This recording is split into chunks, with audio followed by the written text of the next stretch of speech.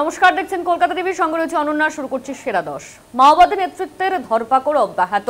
শীর্ষ মাওবাদী ক্যাডার রমনিপ্পা ওরফে জগদীশ বিজাপুরের পুলিশের কাছে আত্মসমর্পণ করেছে, যার মাথার দাম ছিল 25 লক্ষ টাকা।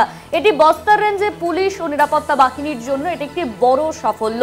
24শে জুলাই মোট 66 জন মাওবাদী ক্যাডার আত্মসমর্পণ করেছে। এই নিয়ে আমাদের সঙ্গে ফোন লাইনে রয়েছেন আমাদের ডেপুটি এডিটর মৌপিয়া নন্দী। মৌপিয়াদি, যে বিষয়টা জানা যাচ্ছে যে 24শে জুলাই মোট 66 জন মাওবাদী ক্যাডার আত্মসমর্পণ করেছে, এটা কতটা তাৎপর্যপূর্ণ?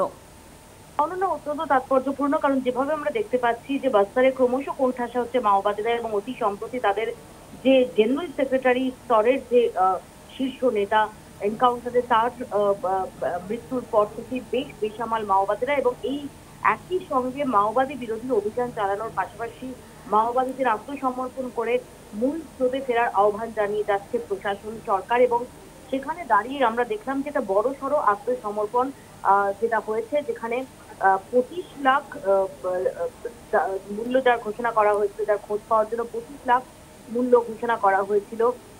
এরকম যে SZPM special zonal committee member Ramanna ওরফে জগদীশ, সে বিজাপুরে পুলিশের কাছে আত্মসমর্পণ করেছে। শুধু তাই না, যেমনটা তুমি বললে যে মোট 66 জন মাওবাদী আত্মসমর্পণ করেছেন, যার মধ্যে 25 জন বিজাপুরে, 15 জন দান্তেওয়াড়াতে, 13 জন কাকে, 5 জন নারায়ণপুরে এবং 5 জন সুকমায় আত্মসমর্পণ করেছে। এবং সব মিলিয়ে যদি আমরা মাথার দাম ধরি তাহলে দেখতে পাবো যে এদের সব মিলিয়ে যে কাডাররা আত্মসমর্পণ করেছে তাদের মাথার দাম ছিল 2,31,00,000 টাকা।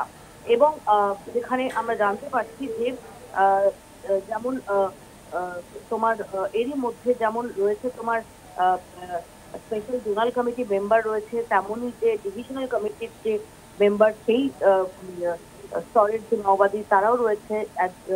4 জন ডিভিসিএম সদস্য, 10 জন PLGA কাডার, অর্থাৎ যারা গেরিলা যুদ্ধে পারদর্শী, 10 জন PLGA কাডার, 15 জন এরিয়া কমিটি মেম্বার, 7 জন LOS সদস্য এবং আরো অন্যান্য 29 জন, সব মিলিয়ে 66 জন তারা আত্মসমর্পণ করেছে।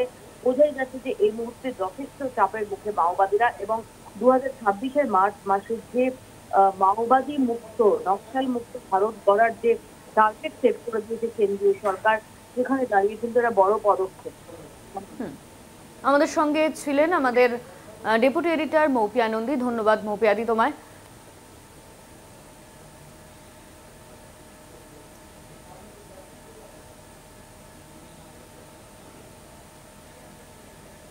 चौबीस जुलाई को बस्तर संभाग के अंतर्गत जिला बीजापुर में 25 माओवादी कैडर, जिला दंतेवाड़ा में 15, जिला सुकमा में 5, जिला नारायणपुर में 8, जिला कांकेर में 13, इस प्रकार कुल 66 माओवादी कैडर ने आज हिंसा त्याग करके समाज के मुख्यधारा में आने के उद्देश्य से आत्मसमर्पण किया।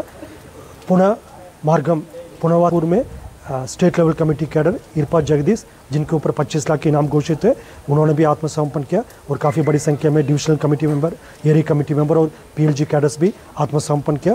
हम सब उनको समाज के मुख्यधारा में स्वागत करते हुए अन्य जो माओवादी कैडर अभी भी जंगल के अंदर है, उनसे अपील करते हैं, अभी भी वक्त उनके पास, और उनके पास मात्र एक ही विकल्प है, हिंसा छोड़कर समाज के मुख्यधारा में शामिल होने के उद्देश्य से सामने आना चाहिए, ताकि वो एक सामान्य और शांतिपूर्ण जीवन जी सके।